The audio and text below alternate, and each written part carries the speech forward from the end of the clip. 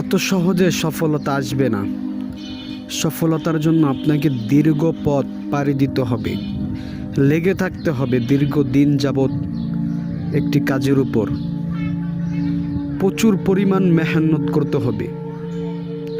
আপনি যদি বারবার আপনার অবস্থান পরিবর্তন করেন, সফলতা আপনার দেখা দিবে না।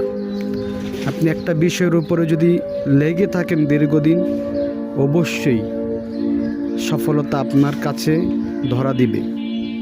সফল হওয়ার জন্য প্রচুর পরিমাণ মেহনত করতে হবে, প্রচুর পরিমাণ কাজ করতে হবে, তারপরে সফলতা আপনার কাছে ধরা দিবে।